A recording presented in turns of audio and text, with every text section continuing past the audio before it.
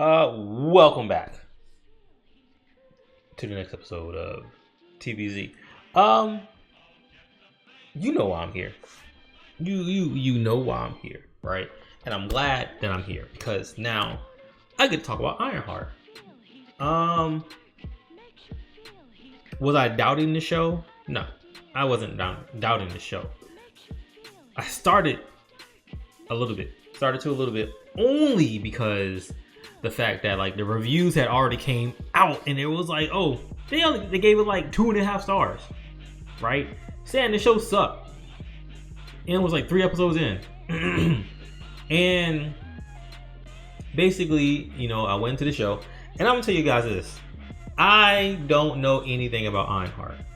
Nothing about her, right? I know of her, but I don't know anything about Ironheart. Like, the only thing I know is that like she's a protege of Iron Man. That's all I can say. Other than that, I don't know who her villains are. I don't know her origin story. I know nothing about Ironheart. Okay? So watching this show, went in, and what I can honestly say about Ironheart is she is written way better than she was in Black Panther 2. Way better. Like, I actually like her now. In Black Panther 2, she was nothing but a try-hard, and honestly, they were just focusing on Shuri and basically the death of Chadwick Boseman. I get it, right? I get it. They were just focused on just that, but then like they really didn't focus on Riri Williams, right? Like I said, she was nothing but a try-hard, and basically doing this,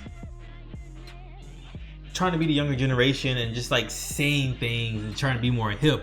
And I'm just like, bro, like, to me, she was annoying me. You're supposed to be the smartest person, one of the smartest people, right? But you're freaking annoying. Like, everything you're saying is annoying. Like, just shut up. And then like she gets like technology from Wakandans to build another iron suit, but then she can't take it home because Wakanda was like, nah, bro, we keeping this. You can't take it. So no, like I said, she annoyed me. It was just annoying, but in this show, we get to see more of her, right? Who she is. Now, I would admit, the first 2 episodes were kind of mid. To me, the first episode started off strong. It actually did start off strong, and then it just got weak. And I was like, I'm probably not going to watch episode 2, episode 3. But I will give it a chance. Right? Usually, like, when I watch shows and it's not really that good, I'll fall off and just forget about it and probably watch it later on in the future. But I was like, you know what? Let me continue watching this show. It's only like 48 minutes. Bet. Watch episode 2. And I was like, but the story's getting good. And the fact that they introduced a new character. But I was like, he's probably going to be here for a little bit. A dude named Joe. Right? Until at the end, he was just like, or was it episode 3? They were just like, oh yeah, I'm Jebediah Stane's son. And I was like, wait, what? Really, what? Other thing about the show that I kind of didn't like is that like I felt like it was all over the place. Like some of the scenes were all over the place. I think some of the fight scenes they had like shaky camera and stuff like that. I'm like, bro, like fix it. Like I'm tired of this shaky camera stuff. Like, what? But the animation was pretty good for the show, especially like the CG when she gets in and out of the suit. But episode 3 was like, all right, now shit's getting very interesting. What was his name? The Hood or whatever? This dude, I don't know. Because at first I'm like, he's probably not a real Marvel villain, but he actually is. I went ahead and like did some research on just Ironheart, and he's actually a real Marvel character. Now, per se, he's not an Ironheart villain, but he's an actual villain per se, like of the Avengers or something like that. And then when it comes to like being close to the book, following the book of Ironheart, they're actually they're pretty close. This subtle difference between the book and the show, but it actually makes sense, right? Basically, I didn't know that she literally wanted to become, in a way, a hero or Ironheart because of the passing of her stepdad and friend, right? Natalie. Okay. I was like, oh shit. Like, so basically that's the reason why she's doing it. You know, that's her drive. But at the same time, like in the show, she's doing it because she can. Right. And I would say that's part of like being like one of the smartest people in the world. Technically, is she? Yes. I mean, she's smart because she's an engineer, basically. And that's what Tony Stark is. Tony Stark is the engineer, and she thinks that she needs the money.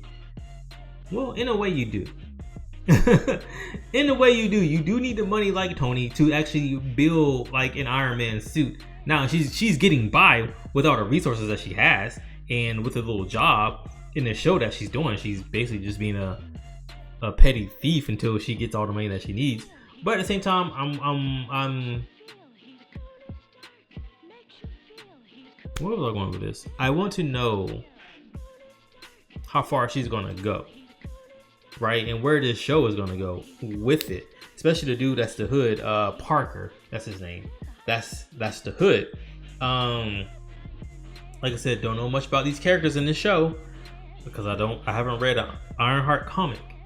But from what I've looked up, it's basically saying that the Hood is Parker, the cloak that he's wearing, the Hood is basically part of Dormammu's power, and or he possibly made a deal with Mephisto. So we will see how that turns out in the show, and if they bring these characters in. Now she already said like, oh, you know, we've dealt with, you know, magical beings and this and wizards and all that stuff. So I'm like, okay, there's a hint to it, right? Now, what if it is Mephisto that comes into the story? You know, how are they gonna implement Mephisto? And will Mephisto be part of Doctor Strange 3? You know? So I don't have any doubts about Ironheart. I actually like the character now. Well, I wouldn't say like the character. I like what they're doing with her. She's better. I'm repeating myself. She's better than what she was in Black Panther 2. Right? Now, if they would have did like, but I don't know why he didn't do that. Like, did a little origin story in Black Panther 2 about Ironheart, but she was just there. And you know what? Because they wanted her because she can create a device. I forgot what it was in Black Panther 2. But they wanted her because she can create a device, or she created a device to detect vibranium or something like that. It was like, wait, what? I don't know. I don't want to go on this tangent about Black Panther 2. I mean, even though I enjoy Black Panther 2, I did. But it's this reread. I just didn't like her character. She was nothing but a tryhard.